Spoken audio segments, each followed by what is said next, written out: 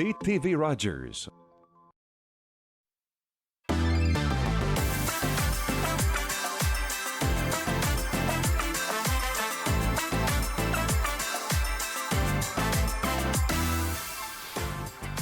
Bonjour et bienvenue à Tout savoir. Mon nom est Claude Andrea Bougny. Je me ferai un réel plaisir de passer la prochaine heure avec vous. Aujourd'hui, nous avons une émission super chargée et cette semaine, c'est la semaine de l'action bénévole et avec moi, la directrice générale de TV Rogers Canada, Julie Hanson, qui a accepté de me parler pour quelques petites minutes. Et j'avais envie de te poser comme question, est-ce que toi, tu as déjà vécu, Julie, l'expérience bénévole? Bien sûr, bien sûr. J'ai fait mes tout débuts en télé, justement, à TV Rogers. C'était la station anglophone à Cornwall, à titre d'animatrice bénévole, un peu comme toi, d'ailleurs. C'est une super expérience qui m'a vraiment donné le goût de passer de la radio. Je travaillais à la radio, puis ça m'a donné le goût de la télé. Puis voilà, 30 quelques années plus tard, je suis là encore dans le domaine de la télé. Comme quoi, le bénévolat, on en parlait même avant que l'émission ne commence. Il y a du bon dans du bénévolat et j'ai l'impression que le monde a tendance à l'oublier ces derniers moments. Oui, c'est une expérience tellement enrichissante. Ce qui est important de savoir, c'est quand on fait du bénévolat, autant chez TV Rogers qu'à l'Hôpital Royal ou avec n'importe quel groupe, c'est qu'on reçoit autant qu'on donne. Définitif. On reçoit un réseau de gens avec qui on travaille. On reçoit de la formation. Ce qu'on offre chez TV Rogers, une formation en télé. Alors, on donne de soi, mais on reçoit autant. C'est le message clé, je crois, dans tout ça. Définitif. Ça me rappelle une conversation que j'ai eue avec, je pense, le président des bénévoles de l'hôpital Montfort. Puis, il me disait comme ça qu'il se considère un tout petit peu comme un expert parce qu'il discute avec des experts de toutes sortes de domaines là-bas à l'hôpital. Et puis, finalement, il a de quoi à dire quand il y a des conversations parce qu'il en sait des choses. Ouais. Alors, on va revenir à TV Rogers ici. C'est quoi pour toi, la particularité de faire un bénévolat ici à TV Rogers? Je te dirais que l'aspect intéressant chez nous, c'est que il n'y a rien qui est mis à côté. On touche à tout. C'est ça. Quand on arrive à titre de bénévole chez nous, on peut faire de la technique, on peut faire de l'animation, on peut faire du reportage, on peut travailler en coulisses si être à la caméra, c'est pas pour nous, c'est pas pour tout le monde. Il y en a qui sont gênés. Mais si tu as le goût d'aller faire de l'animation, être à la télé, tu peux. Tu peux faire du son, la prise de son, tu peux faire de l'aiguillage, du montage, de la caméra. D'ailleurs, on a 4 caméramans en studio ce matin qui sont des bénévoles, qui sont des étudiants qui travaillent avec nous. Alors, je pense que c'est ça qui est clé, c'est que tu peux apprendre n'importe quoi dans le domaine de la télé. La formation est gratuite et puis tout ce que tu as à faire, c'est de t'inscrire et venir nous voir sur le chemin Richmond à Ottawa pour faire un cheminement avec nous. Définitif. Là, je ne veux pas prendre mon exemple parce que je pense que tout le monde connaît mon histoire maintenant. C'en est assez. Mais c'est comme ça que c'est comme ça que j'ai commencé en tant que bénévole. Et puis aujourd'hui, je suis à la barre d'une nouvelle émission. Et je pense que cet aspect de chance-là ou de changement de carrière. Je vais dire changement de carrière, ça n'a pas été mon cas, mais c'est forcément le cas pour certaines personnes. Ça peut aussi aider de faire le bénévolat, ça peut aider pour ton changement de carrière, surtout si tu n'es pas sûr. Oui, ça peut être un tremplin, justement. Je pense que la raison pour laquelle ça peut être un tremplin, peut-être que tu veux travailler en télé, peut-être toujours un rêve de travailler en télé, mais pas nécessairement. Tu peux travailler avec nous dans une équipe de production. Puis on fait une émission qui traite, je sais pas, du yoga, ou on fait une émission qui traite de faire de la cuisine, faire à manger. Puis là, tu vas dire, hey, ça, je trouve ça intéressant, puis faire un cheminement plus approfondi dans ce domaine-là. Alors, la télé, c'est comme un tremplin vers d'autres choses. C'est ça. Mais apprendre à faire du vidéo, c'est sûr que de nos jours, avec les téléphones intelligents, tout le monde a une caméra. Je pense que la plupart des gens prennent des photos, à l'occasion prennent des vidéos. Et puis, ça donne le goût. Ça donne le goût. C'est le fun d'avoir une réaction des amis sur les plateformes sociaux, de voir que nos photos fassent réagir les gens. Alors, tout le monde a une initiation à ce que ça peut être, mais ici, on offre une formation vraiment approfondie.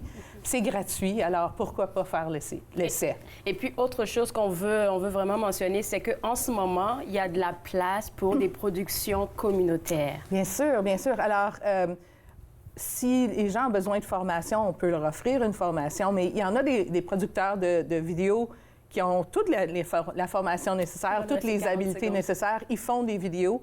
Alors, ce qu'on offre chez TV Rogers, c'est une deuxième opportunité. Plutôt qu'envoyer ton vidéo sur YouTube, tu peux quand même l'envoyer à YouTube, mais si vous voulez vraiment capter l'attention des téléspectateurs d'Ottawa, venez nous offrir votre vidéo. Déjà tout cuit, déjà tout fait, comme vous l'avez conçu. On peut le diffuser en ondes et puis ça rejoint une différente population. Ça rejoint des gens vraiment locaux plutôt que des gens par l'entremise de YouTube à travers le monde. On n'enlève rien à YouTube, c'est fantastique de pouvoir se diffuser comme ça.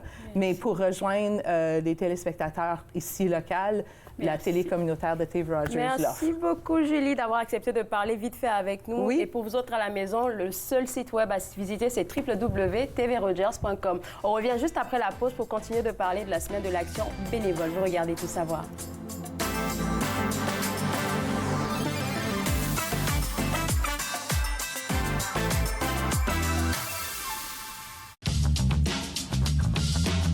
Cette émission est présentée par Télé-Élan. Vous êtes enfin aux commandes. Pour en savoir plus, visitez rogers.com.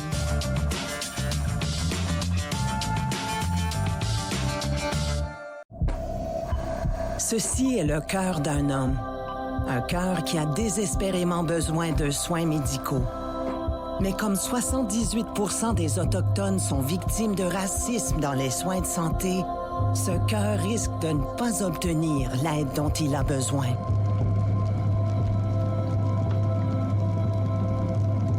Devenez un allié. Élevez-vous au-dessus du racisme dans les soins de santé. Je l'ai fait. J'en ai besoin.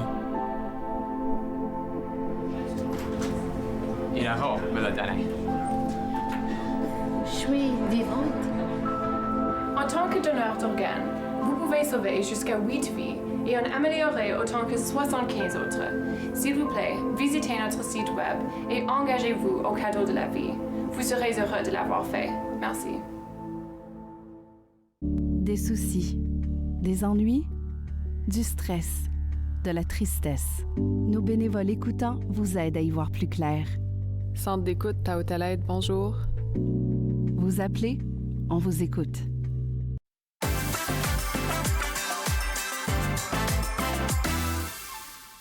De retour à Tout savoir. Avant la pause, on parlait avec la directrice générale TV Rogers Canada qui mentionnait qu'on avait besoin de bénévoles ici à TV Rogers.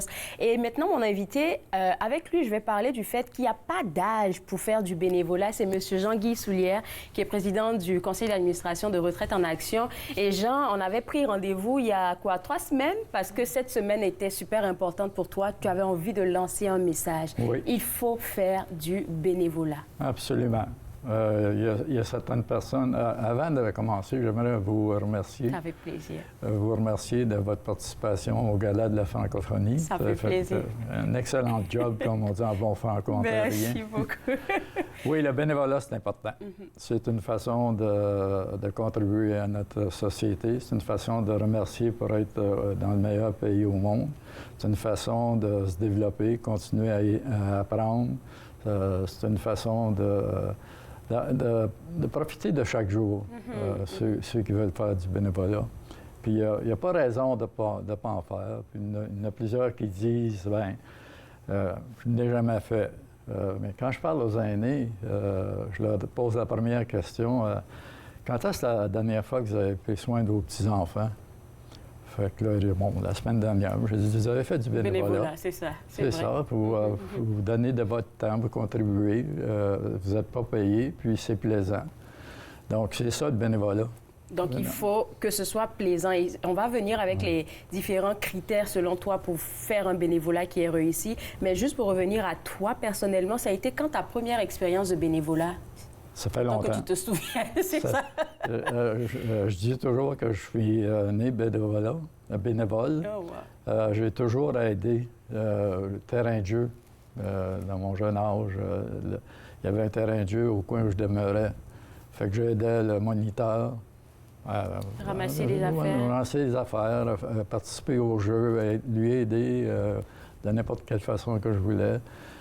Quand j'ai commencé ma carrière, je me suis lancé dans le bénévolat d'associations professionnelles à travers ma carrière.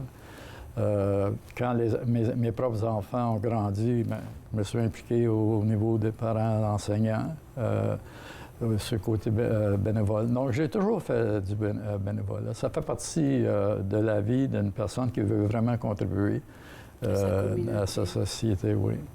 Et pour les personnes aînées qui ont du mal à sortir de chez eux pour aller faire du bénévolat, ce serait quoi le conseil que tu pourrais leur donner? Parce qu'ils ont tendance à penser souvent que, oh, après ma retraite, bon, j'ai plus rien à faire, j'ai plus rien à donner, alors que non. Non, ils ont tout à faire. On a tous des talents. C'est de valeur qu'on ne les utilise pas. Moi, j'utilise mes talents. J'aime faire des entrevues. J'aime présider des conseils d'administration. J'aime ça. C'est pas pour moi. Ça me monte pas la tête, ça me donne pas beaucoup de salaire, mais j'aime ça faire ça. Pour ceux qui hésitent, pourquoi pas commencer à participer à des activités virtuelles? Ils sont à la maison, puis ils vont voir les gens qui sont impliqués, ils vont voir les personnes qui sont bénévoles, qui organisent ces choses-là. Puis décider quel talent qu'ils aimeraient ça utiliser. Ils ont peut-être des talents en peinture, ils ont peut-être des talents en lecture, ils ont peut-être des talents dans certains sports. Je ne peux pas faire de conclusion, là, je ne suis pas un docteur, mais il n'y a pas raison d'être seul à la maison et pas bouger. D'après moi, il y a des personnes qui sont malades, qui ne sont pas capables de faire ça, ça ne s'applique pas. Mais la majorité d'entre nous, les aînés, on est en bonne condition. C'est vrai. Puis il faut demeurer en bonne condition. C'est pas en demeurant à la maison. Rien, oui. Puis ceux qui sont seuls, c'est difficile de faire le premier pas. Mais la seule personne qui peut prendre le premier pas, c'est la personne même.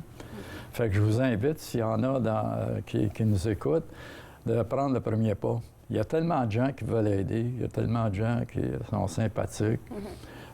Quand on est un groupe ensemble, jouer au golf, n'importe quoi, faire de la lecture ensemble, d'aller voir un film ensemble. Moi, j'ai toujours un exemple, il y en a plein dans la communauté, mais il y a toujours un exemple qui me fait tout le temps sourire parce que je l'ai vu. Je l'ai connue au début de ma carrière. Je parle de Treva Cousineau. Et à chaque fois, on venait parler. Elle était peut-être soit sur tel organisme, on en parlait. Et puis elle dit, oh, mais c'en est fini. Là, je pense que je vais me calmer un peu. Je vais plus m'impliquer. Mais les prochaines fois, quand je la vois, elle était déjà impliquée dans 2-3 organismes. En fait, elle n'arrêtait pas parce qu'elle avait toujours de quoi à donner. Puis comme tu dis, là, tout le monde a des dons, il y a des talents. Et il y a une autre problématique que je souhaite aborder aussi, c'est l'agisme. Il y a ce truc-là qui fait que souvent les personnes aînées ne sont pas confortables à aller cogner à la porte de certains organismes parce qu'ils se disent, bien, ils vont penser que, comme je l'ai dit tantôt, j'ai plus rien à donner. Bien, c'est faux.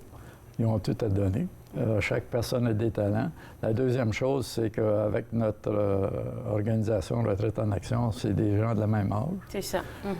C'est pas des jeunes.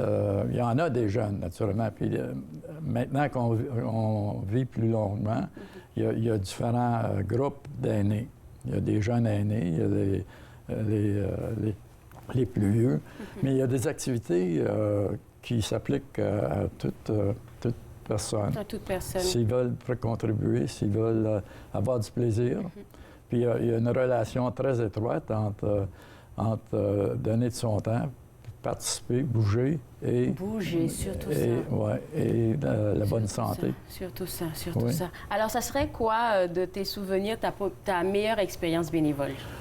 On ne peut pas faire des frustrés, mais c'est juste ce qui te vient en tête là, maintenant. Je pense que quand j'ai été nommé le président du Conseil national des aînés par le gouvernement, par le premier ministre, je recevais une petite rémunération. Je ne m'en cache pas, c'était pas grand-chose. Mais c'était surtout du bénévolat. Puis mon expérience de traiter avec d'autres bénévolats, puis les groupes autochtones qui respectent tellement leurs aînés, qu'on n'a pas appris ça, les francophones n'ont pas appris ça. Fait que là, je veux que mes jeunes me respectent pour l'expérience que j'ai, puis il n'y a pas de problème là avec mes jeunes, mais c'est mes jeunes à moi. Mais si on savait comment utiliser la richesse qu'on a chez nos aînés, si on savait... Puis là, moi, je veux donner ma richesse, pas grand-chose, remarquez, mais je veux donner... Le savoir, ça vaut de l'or. Ben oui. Ça vaut de l'or. Ça vaut de l'or. Comme je dis à plusieurs personnes, il y a plusieurs zéros dans mon salaire, incluant le premier chiffre. Ça, c'est bien dit. Écoute, merci beaucoup, Jean, d'avoir accepté de parler avec nous. Ce que je vais faire, c'est inviter les gens à visiter le site Internet de Retraite en Action. Pourquoi pas pour s'impliquer comme bénévole et puis aussi voir votre programmation pour ce printemps. Merci encore d'avoir accepté de parler avec moi. N'importe quel temps. Parfait. Alors, pour vous autres à la maison, écoutez, vous pouvez visiter le site web de Retraite en Action. Il n'y a pas d'âge pour faire du bénévolat, donc visitez le site Internet www.retraiteenaction.ca pour vous impliquer. On va prendre une pause et juste après la pause, on va parler de santé mentale. Vous regardez Tout savoir. C'est passé comme...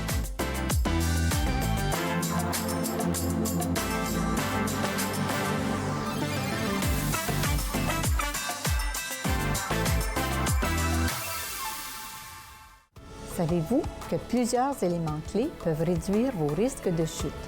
Joignez-vous aux séances d'exercice en force, en équilibre. En force, en équilibre, lundi, vendredi, 10h sur TV Rogers.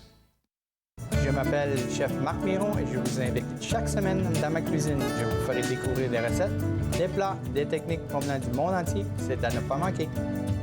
Passion Cuisine, lundi 13h30 sur TV Rogers. Ici Linda Leclerc et chaque semaine, en compagnie de mes invités, vous apprendrez comment vous dilater la rate, faire du bien à votre santé et surtout être de bonne humeur. Tous les bienfaits du rire en bonne compagnie. Yoga du rire, dimanche 20h30 sur TV Rogers. Je suis Mireille Gauvin, professeure de yoga, et pour la 4e année consécutive, ça me fait grand plaisir de partager avec vous différents aspects du yoga. Yoga en progrès, lundi, dimanche, dès 8h30 sur TV Rogers.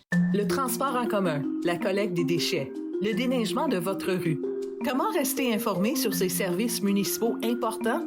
Voyez les élus de votre communauté à l'œuvre grâce à la couverture du Conseil municipal de TV Rogers.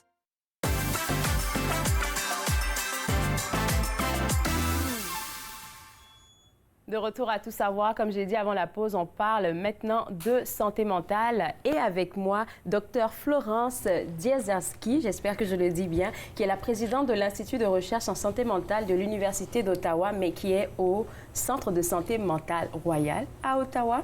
Et j'ai vraiment envie de demander comme première question, l'Institut de recherche qui se trouve à Royal, c'est composé de qui? Moi, tout d'abord, bonjour Claude Andrea, je suis ravie d'être avec vous. Donc, l'Institut de santé mentale au Royal, c'est un institut de recherche qui inclut des scientifiques, des professeurs, des étudiants. De l'Université d'Ottawa. Des étudiants de l'Université d'Ottawa et d'autres. Et en fait, l'Institut, c'est le bras de la recherche du Royal, si vous voulez. Donc, le Royal, c'est quand même une grosse organisation avec plus de 3 campus à des locations différentes. Et puis, le Royal, en général, on parle d'un tripartite qui est en fait l'hôpital, l'Institut de recherche et puis la Fondation qui lève des fonds pour les fonctionnements de l'hôpital et de l'Institut de recherche. Et notre organisation est affiliée avec l'Université d'Ottawa, comme 5 autres hôpitaux dans la région. Ah, parfait. Belle présentation. Comme je disais avant qu'on ne rentre en ondes, là, je ne connaissais pas vraiment le fonctionnement du Royal. Donc, ça fait plaisir qu'on se parle ce matin. J'espère que ça ne sera pas la dernière fois. Non. Surtout que c'est un institut de recherche. Je suis vraiment curieuse de savoir, c'est quoi vos avancées en matière de recherche concernant la santé mentale en 2024? Oui. Et le mot-clé que vous venez de dire, Claude Andrea, c'est en 2024. Parce qu'on évolue dans un monde qui change rapidement. Trop vite. Trop vite. Quand on regarde les statistiques, au jour d'aujourd'hui, 1 Canadien sur 4 exprime des besoins pour des soins en santé mentale ou en dépendance. Avant la pandémie, c'était 1 sur 5. Donc, ça augmente. Hein? Et puis, les statistiques pour les jeunes, là, c'est vraiment inquiétant. La deuxième cause de mort pour les jeunes, c'est le suicide derrière les accidents. Donc c'est vraiment, vraiment très, très important qu'on focalise sur la santé mentale en général et surtout chez les jeunes. La prévention, c'est vraiment clé. On ne peut pas le sous-estimer, c'est vraiment clé. Mais au moment où les gens expriment des besoins pour des soins en santé mentale, bon là, ils contactent un système où il y a des paramètres et quelques barrières. Oui, je vais vraiment le mentionner, surtout avec la pandémie. Je l'ai entendu tellement de fois que la demande a vraiment augmenté. Et aussi, les professionnels, ils sont un tout petit peu débordés. Il faudrait qu'on se le dise parce qu'eux aussi, ce sont des humains. Oui, tout à fait, tout à fait. En fait, la pandémie a eu un effet positif, c'est la diminution de la stigmatisation. Ça, c'est vrai. Ça, c'est parce que l'engagement, c'est vraiment une barrière. Bien sûr, on connaît tout ça, mais la pandémie a eu un effet positif, aussi bien que la demande, comme vous le dites, a augmenté. Mais l'accès au système de santé reste difficile pour un nombre de raisons que nous savons. Les organisations qui ne sont pas toujours très coordonnées entre une institution et une autre, la séparation de la santé physique et de la santé mentale qui sont traitées en silo alors qu'elles sont reliées. Ça, c'est vraiment un problème. Ça, c'est un autre sujet qu'on pourrait même discuter. J'ai entendu un expert en parler de ce lien-là entre santé physique et santé mentale. Et puis les gens étaient comme, non, ça se peut pas, mais si, finalement, parce que tout ça, c'est ton corps. Si ton corps, il est bien, ton mental, il va de même. Oui, c'est ça, c'est ça. Et bon, de là, l'exercice cardio, très important pour la prévention, mais aussi l'Université d'Ottawa, avec tous les hôpitaux, est en train de déployer une très grosse initiative sur les liens, l'interconnectome entre le cerveau et le cœur, parce que les risques sont partagés. J'aime bien parler de cette thématique-là, la santé mentale, parce que c'est tellement tabou. Et pour moi, je pensais que c'était dans certaines cultures, comme je vais le dire, là, dans la culture afro, c'était tabou, mais non. Oui. Dans toutes les cultures, là, c'est pareil. Les gens ont du mal à dire « j'ai un problème de santé mentale ». Est-ce que, docteur, on peut savoir le pourquoi? Est-ce que c'est juste à cause de la stigmatisation ou peut-être que les gens ne sont pas conscients de qu'est-ce qu'ils vivent? Les soins en santé mentale et la recherche en santé mentale, elle est, il faut le dire, quelques années derrière les soins et la recherche dans d'autres domaines comme les maladies cardiovasculaires. Okay. Et puis la raison pour ça, c'est que on n'a pas de marqueur. On ne peut pas avoir une prise de sang et puis diagnostiquer précisément.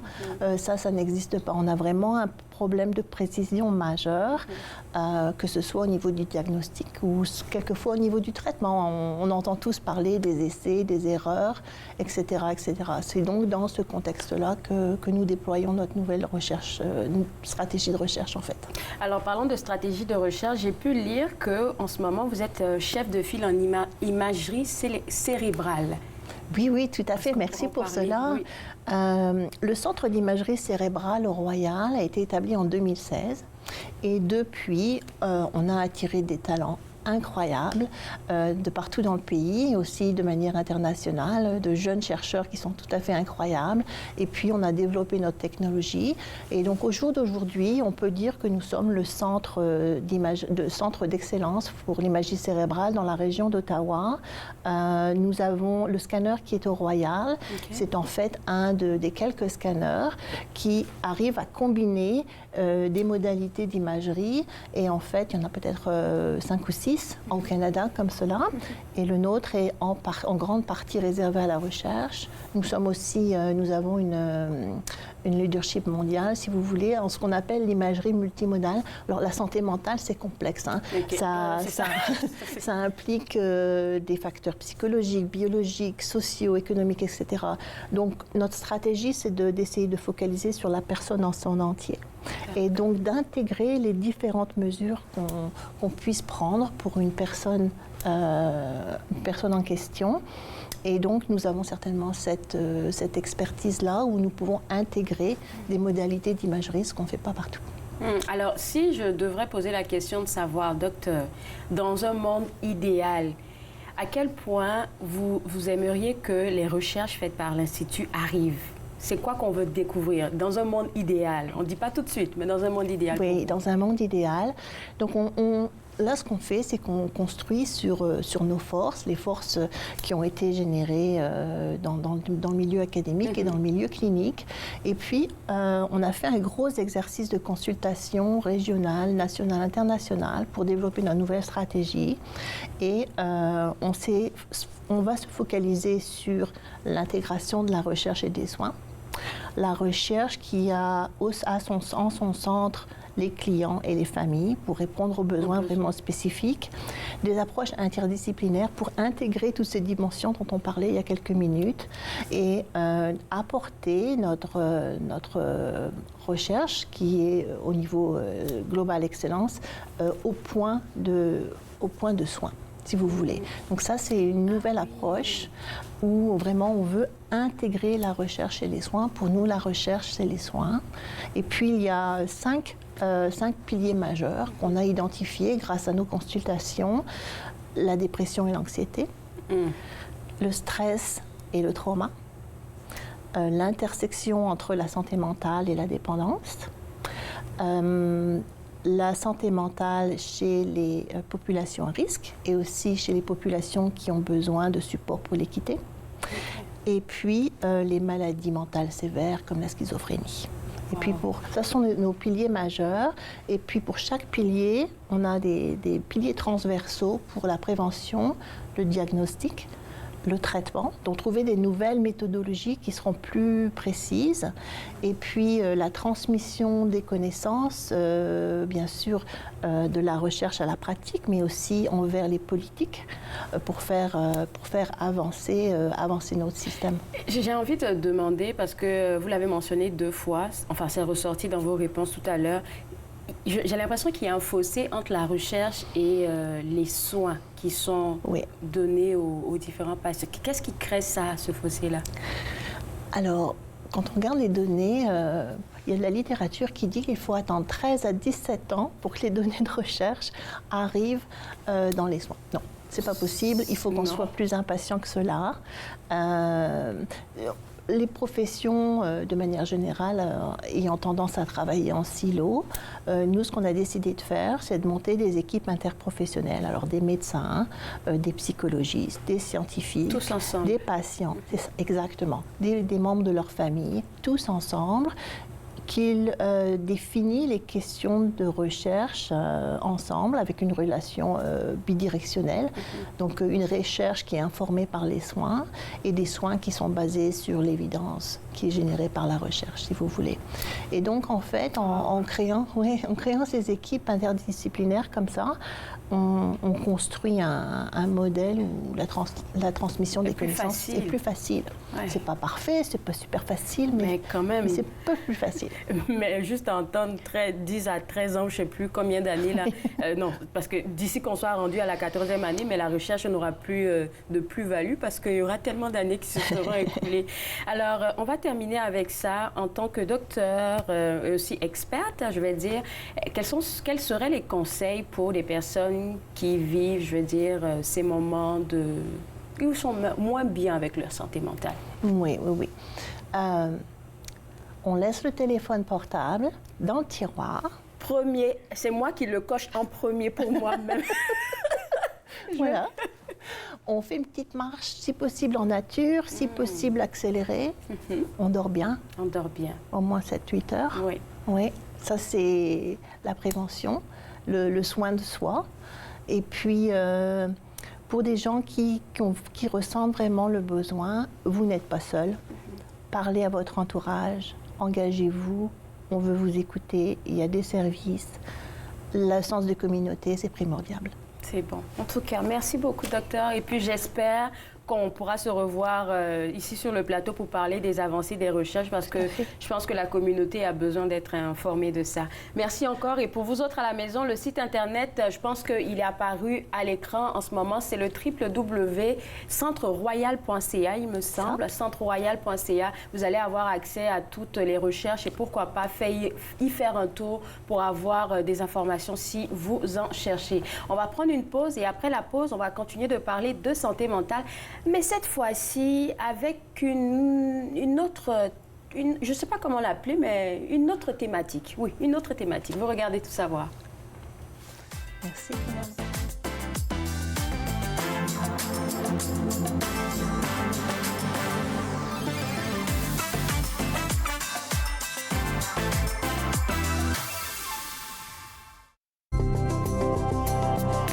Il est question de partage et d'entraide,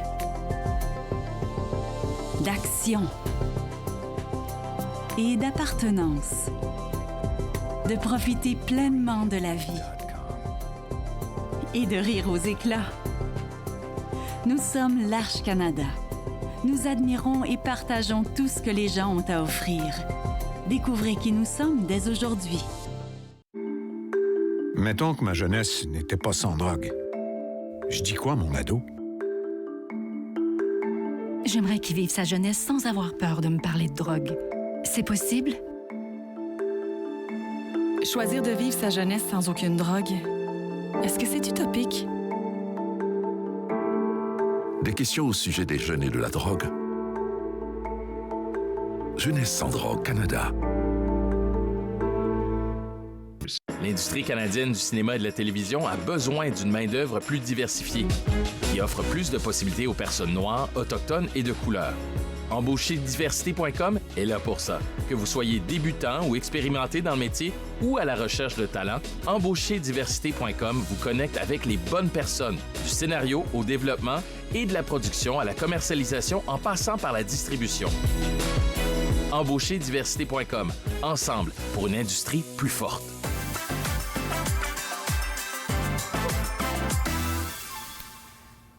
De retour à Tout savoir, comme je l'ai dit avant la pause, on va continuer de parler de santé mentale et le terme que je cherchais, c'est sous un nouvel angle. Avec moi, Rachel Gouin, qui est la directrice générale du Centre d'appui et de prévention, le CAP, le Centre Le Cap.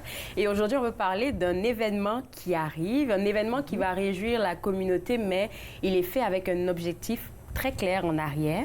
On va laisser l'événement de côté pour un instant et juste parler du CAP. Ça fait longtemps qu'on ne vous a pas vu sur le plateau. Alors, qu'est-ce que fait le CAP? Alors, le CAP est un organisme multiservice qui offre des services pour la communauté francophone. Donc, on prend soin des tout-petits dans des centres éducatifs, on nourrit leur santé mentale, leur bien-être dès un très jeune âge et on dessert les jeunes et les familles, un soutien en santé mentale dans les écoles, dans la communauté et jusqu'à des services plus intensifs pour des jeunes et des adultes qui ont des besoins plus criants en lien avec la santé mentale, la dépendance. Et on est là pour accueillir les personnes en français pour qu'ils puissent recevoir une aide dans leur langue et se sentir bien. C'est fou, je parlais avec la docteure tantôt, puis sûrement que tu as entendu un bout, et puis on parlait du fossé entre... elle parlait de la recherche, mais je dirais plutôt le fossé entre les soins que vous avez de disponibles et le fait de rejoindre des personnes, parce qu'il y a beaucoup qui ne se... on va dire, ils se stigmatisent eux-mêmes, je préfère le dire comme ça. Parce qu'il y a, je sais pas, il y a une certaine honte, une gêne pour aller chercher l'aide. Oui, ça c'est sûr que les gens peuvent ressentir une honte, une gêne. C'est pour ça qu'il faut trouver tous les moyens de rejoindre. Parce que la stigmatisation, c'est pas juste chez l'individu, ça fait partie de la société aussi, donc il faut essayer de démanteler ça. Mais aussi, s'il y a plusieurs avenues pour en parler, c'est de la famille, le centre communautaire, les lieux de culte, puis ensuite, des services plus intensifs pour les personnes qui ont vraiment besoin d'un encadrement pour une dépendance, par exemple, qui peut prendre vraiment un plus gros engagement de la part de la personne et des services plus spécialisés. Donc, je pense qu'en rejoignant tout le monde dans plein de différents milieux, en nourrissant le bien-être, on peut vraiment soutenir la communauté mieux. Parlons de nourrir le bien-être. Là, tu as pris l'exemple du fait que vos services vont dans les lieux éducatifs, même chez les tout-petits. Et je me demande comment on aide un tout-petit à prendre soin de sa santé mentale. C'est quoi comme exemple que tu peux partager avec nous? J'ai un bon exemple. Il y a un éducateur en petite enfance qui en a parlé la semaine passée. Comment aider un enfant à partager son émotion. Donc, c'est vraiment juste ça. « Oh, tu pleures, tu es triste. Ah, oh, t'es frustré, ça va pas. » Mettre les mots dessus. Mettre les mots dessus, puis accueillir les émotions des enfants, c'est par là que ça passe la santé mentale, dans l'écoute puis les relations. Et c'est bon que vos services là soient là pour que, en fait, les gens soient enseignés, éduquer sur le fait que la famille peut jouer un rôle, la communauté peut jouer un rôle, le milieu éducatif peut jouer un rôle, parce que c'est à tous les niveaux. Ah oui, oui. Puis pour un enfant, c'est pas nous qui sommes dans sa vie à chaque jour, c'est sa famille. Ça. Alors, quand on travaille avec l'enfant et la famille, puis on donne des outils aux parents pour aider leur enfant à gérer l'anxiété, à pouvoir arriver à l'école, avoir une routine du matin qui est favorable au bien-être, ça fait toute la différence. C'est eux qui vont pouvoir aider l'enfant à plus long terme. Alors, on va parler maintenant de cette célébration qui arrive à grands pas. Je pense qu'on est à moins de 3 semaines de cet événement-là. C'est le gala Jeans Chemise. Et je pense que tu le représentes bien aujourd'hui. Alors, parle-nous de cet événement-là qui arrive. Pourquoi vous avez eu cette idée-là de faire un événement pareil?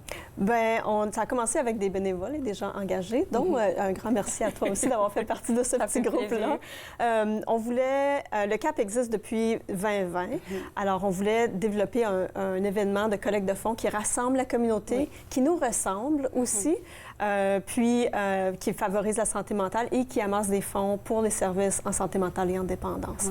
Alors, on a mijoté plein d'idées, mais on voulait avoir une soirée gala. C'est très populaire dans la communauté. On aime ça se rassembler puis se soutenir, mais décontracter un peu. Alors, une belle soirée dans un beau milieu. La Cité collégiale est un partenaire important qui a offert l'excentricité. Alors, beau milieu, mais habillement plus relax, musique, des témoignages, des spectacles des différents conseils scolaires qui sont aussi des partenaires engagés et des commanditaires du gala. Et il faut juste rappeler aux gens qui nous regardent en ce moment que tout ce que vous êtes en train de faire concernant ce gala-là, c'est vraiment pour appuyer tout ce que vous faites pour la santé mentale et les dépendances chez les jeunes francophones. Est-ce qu'on pourra avoir, je ne sais pas forcément dire des statistiques, mais les besoins de nos jeunes francophones quand on parle de dépendance et de santé mentale? Oui, il y a eu un sondage dans la région d'Ottawa l'année passée, je crois, puis on parlait de 44 des jeunes qui disaient qu'ils avaient une santé mentale médiocre ou qui n'allait pas.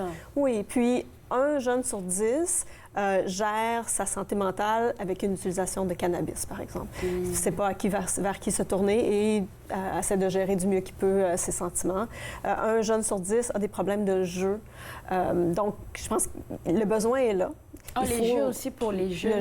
Les jeux vidéo, le jeu, le gambling.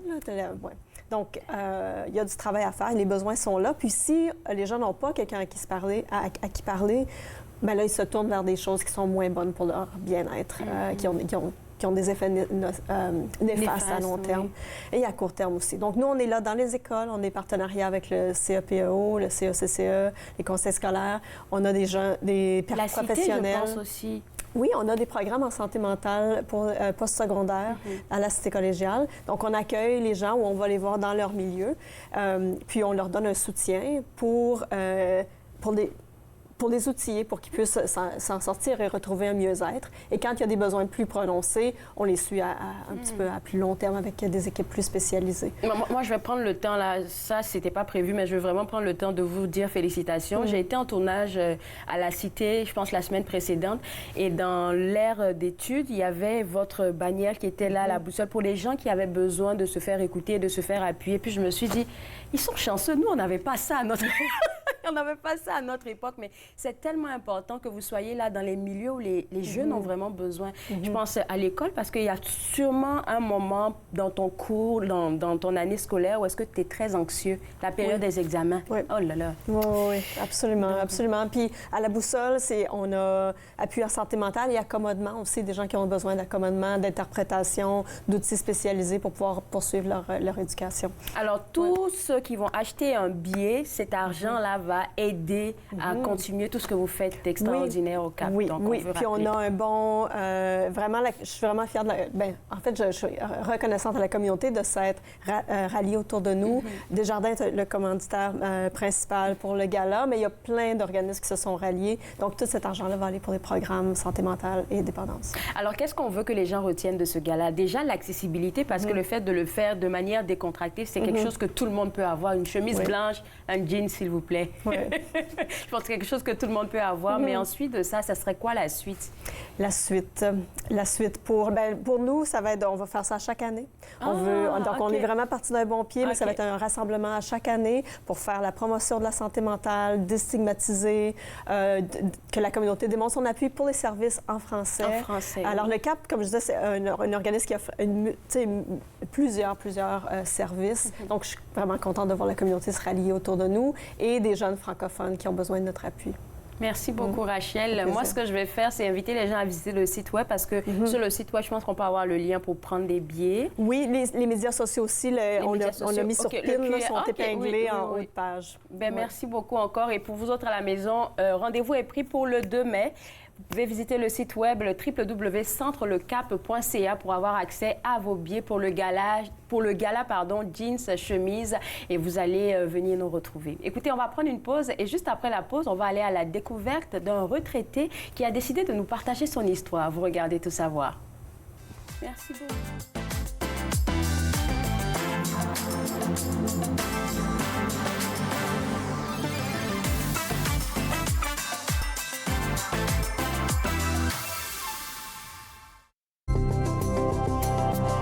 Il est question de partage et d'entraide, d'action et d'appartenance, de profiter pleinement de la vie et de rire aux éclats. Nous sommes l'Arche Canada. Nous admirons et partageons tout ce que les gens ont à offrir. Découvrez qui nous sommes dès aujourd'hui. Mettons que ma jeunesse n'était pas sans drogue. Je dis quoi, mon ado? Les drogues, c'est possible? Choisir de vivre sa jeunesse sans aucune drogue, est-ce que c'est utopique? Des questions au sujet des jeunes et de la drogue. Jeunesse sans drogue Canada. L'industrie canadienne du cinéma et de la télévision a besoin d'une main-d'œuvre plus diversifiée, qui offre plus de possibilités aux personnes noires, autochtones et de couleur. Embaucherdiversité.com est là pour ça. Que vous soyez débutant ou expérimenté dans le métier ou à la recherche de talent, Embaucherdiversité.com vous connecte avec les bonnes personnes, du scénario au développement et de la production à la commercialisation en passant par la distribution. Embaucherdiversité.com, ensemble pour une industrie plus forte.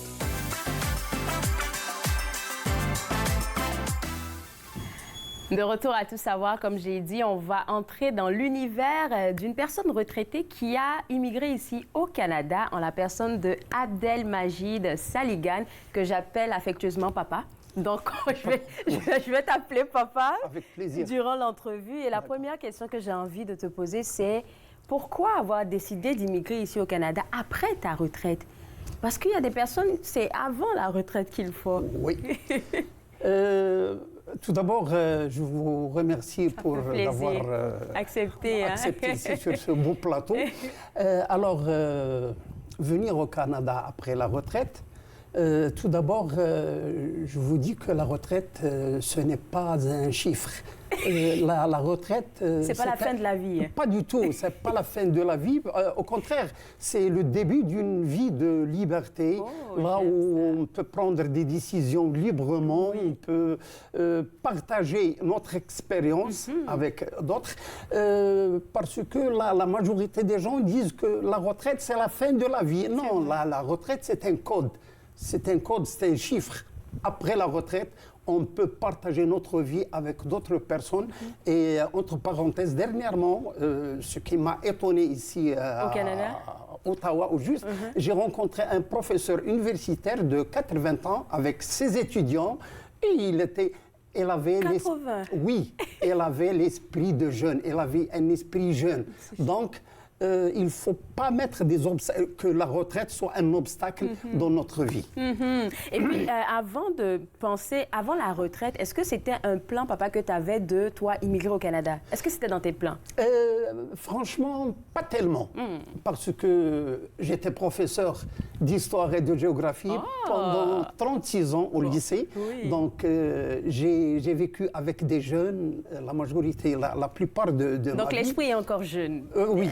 Non, il faut le garder. Oui, okay. C'est ça. C'est un conseil, c'est voir les choses positivement et garder l'esprit jeune et l'esprit de jeune. Parfait. D'accord.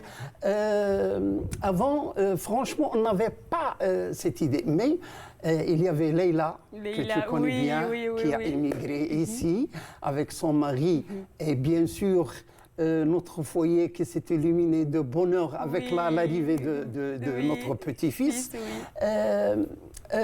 Lorsqu'on a eu la retraite, ma femme et moi, ma femme a décidé de poursuivre ses études ici au Canada. Incroyable. Et il est venu préparer un diplôme dans le travail social, sociologue. Donc, c'est une aventure exceptionnelle. Donc, on est venu, on s'est installé ici à Ottawa. Comme ça, on est bien dans ce beau pays, dans ce vaste pays, et on est bien dans notre expérience. Ça fait combien de temps déjà que vous êtes ici? Presque 3 ans. Presque 3 ans. Oui, on est venu au juste le mois d'octobre 2021. 2021. Donc, en pleine pandémie aussi, hein? Oui. C'est juste la fin de la pandémie. Et donc, il y a beaucoup d'indices qui se présentent ici. Donc, il y avait la pandémie et aussi il y avait la nouvelle vie, la nouvelle expérience. C'est autre chose parce que les gens me disent « Ah, donc la retraite, pourquoi tu as fait ça ?» au lieu Non. Moi, c'est quelqu'un qui aime l'aventure. Moi, quelqu'un qui a beaucoup voyagé. Donc, j'aime beaucoup découvrir et explorer, voir qu'est-ce qu'il y a à voir. C'est-à-dire, lorsqu'on vit, une journée de plus, c'est un cadeau. Il faut découvrir, il faut, comme je dis, il faut explorer. Il faut explorer. Et le Canada, en fait, c'est un beau pays pour explorer. Il y a tellement de coins. Oui, j'ai dit c'est un vaste pays. Bien, c'est un pays vaste. Oui. Et c'est un beau pays. Et je te dis que ce que j'ai aimé ici, surtout à Ottawa, que j'aime Ottawa, c'est comme si je suis dans un tableau. On a la forêt, les lacs, la rivière. Les gens sont pacifiques, ils sont accueillants. Donc, ce sont des indices qui poussent à aimer ce pays.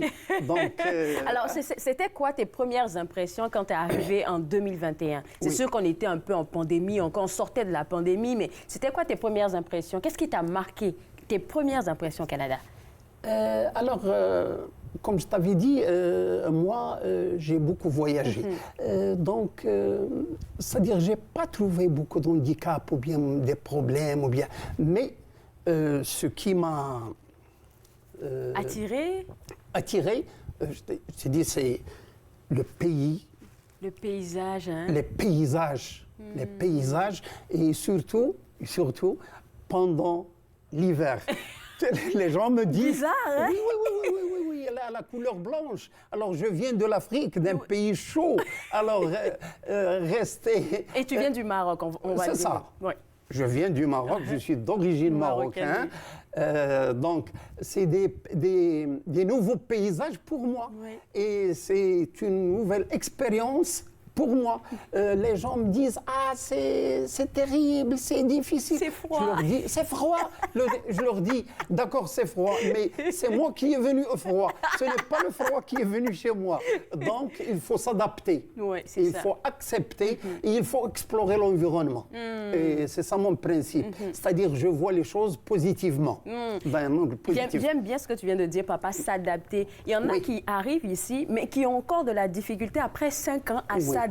Je ne sais pas quel conseil tu pourrais partager avec ces gens-là? Alors, le premier conseil, le seul conseil, le conseil important, c'est voir les choses positivement. Il ne faut pas mettre des obstacles, il ne faut pas mettre des problèmes.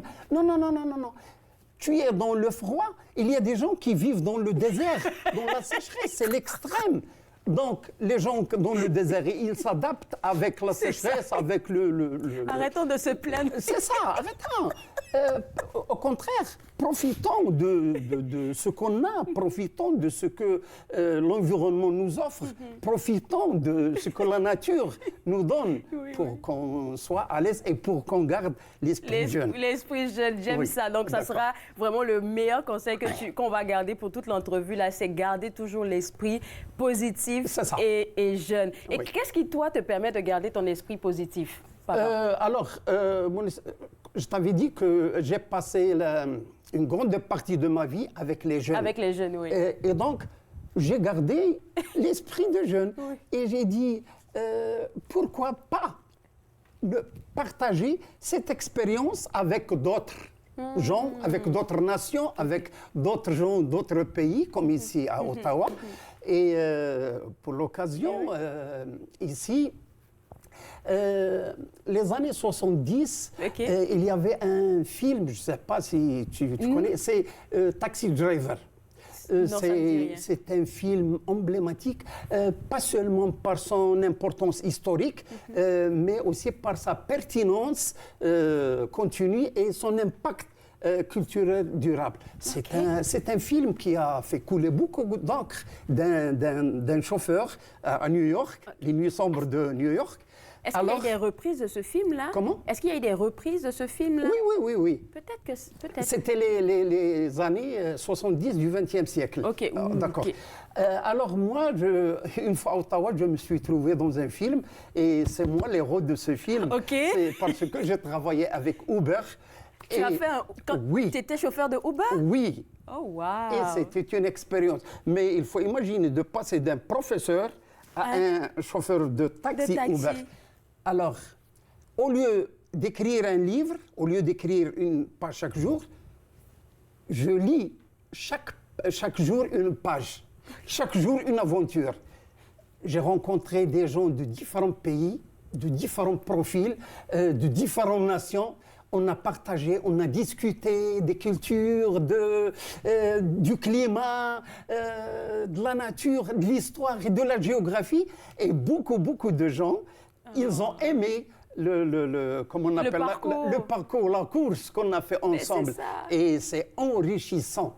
Je te dis que c'était une expérience extraordinaire parce que j'ai appris beaucoup de choses et en même temps, j'ai donné beaucoup de choses. Ben, définitif. Oui, et à travers Uber, il y a beaucoup de gens qui m'ont rendu service après.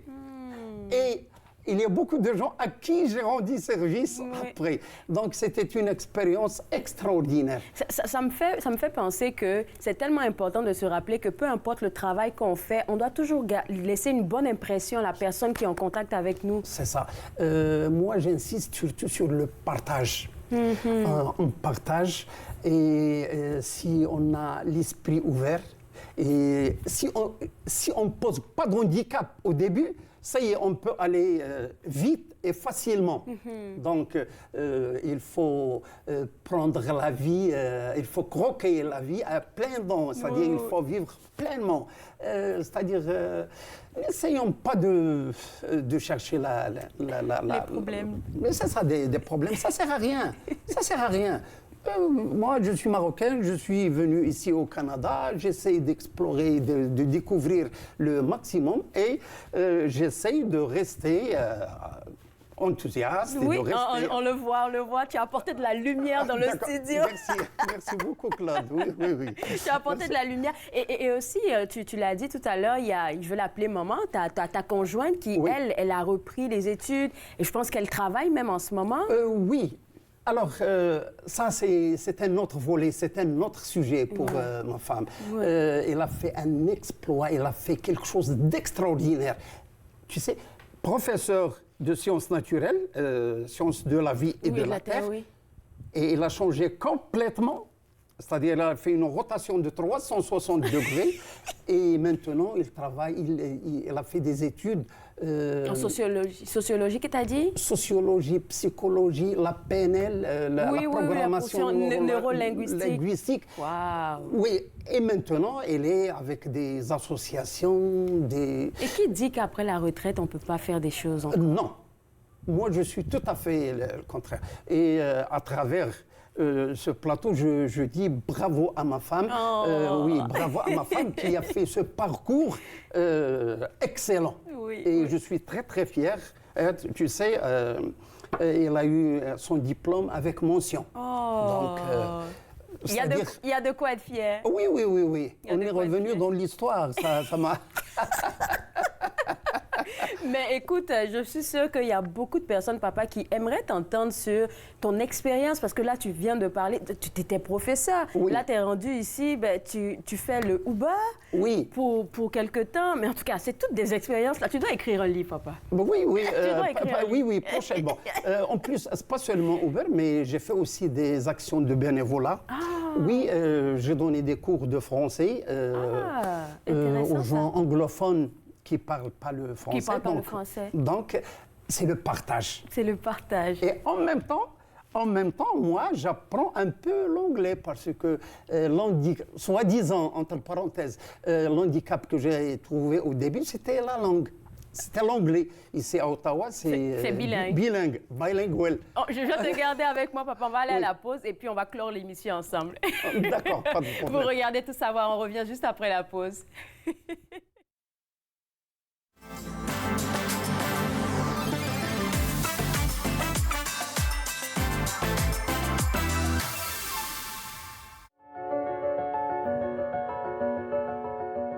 Quand j'ai recherché pour une position de bénévolat, j'ai essayé de rechercher une position qui était bonne pour moi, mais aussi était une expérience qui était très immersive et va m'aider beaucoup à grandir comme une personne. The good thing with Volunteer Ottawa is it allows us to filter like what category we want to volunteer in. So that's where I found that I can volunteer with the senior citizens on the long-term care.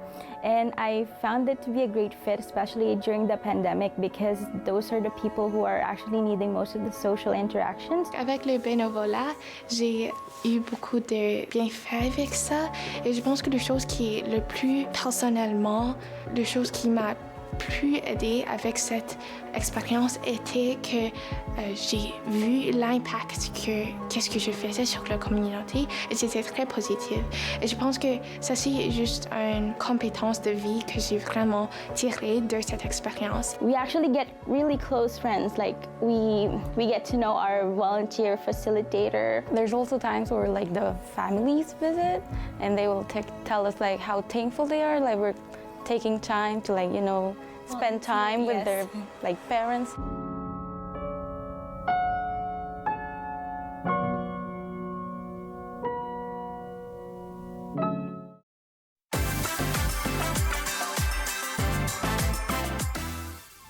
De retour à Tout savoir, on partage toujours l'expérience incroyable et merveilleuse de Abdel Majid Saligan, un retraité qui a immigré au Canada après sa retraite, qui nous partageait la lumière plein les yeux, là, son expérience ici. Tu m'as dit que tu avais fait Uber, tu as été chauffeur de Uber, là tu as donné des cours en français. Et puis je pense que tu fais aussi un autre bénévolat que tu aimes beaucoup, garder ton petit-fils. Oui, c'est ça.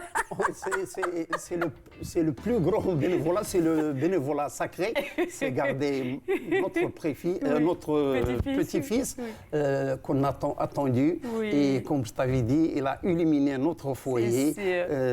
Donc, on est très contents, on est très fiers de cette boule de bonheur et de bonheur. D'accord. Pour le bénévolat, j'ai donné des cours de français à quelques fonctionnaires anglophones. Et c'était bien parti. Je reçois des appels téléphoniques, je reçois beaucoup de choses de ces gens. Et aussi, j'ai assisté à des actions de bénévolat lors du séisme au Maroc, les gens qui ont fait des collectes, et aussi lors d'un séisme au Bangladesh. Au Bangladesh, oui. OK. En tout cas, on voit que tu es super impliqué, papa. Oui. Je pense qu'on va te revoir sur le plateau. Avec plaisir. Tu m'as dit que tu voulais participer en tant que bénévole à l'émission. Nous, on attend que ça pour partager, en fait, tout ton savoir concernant l'histoire du Canada et l'histoire même du Maroc, pourquoi pas. Ça m'a fait plaisir de parler avec toi. Et aussi la géographie. Et aussi la géographie. Merci beaucoup. Et vous, je vous souhaite une excellente journée. On se voit mercredi à 11h. Bye-bye.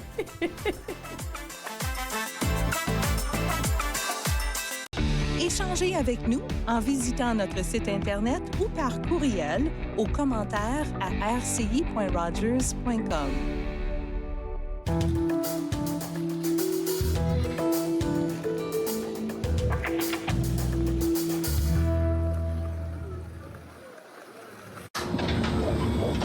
Cet enfant est en parfaite santé.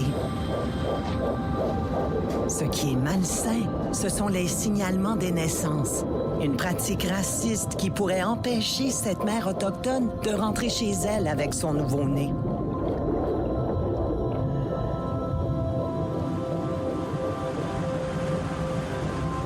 Devenez un allié.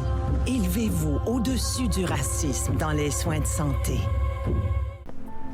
Je l'ai fait. J'en ai besoin.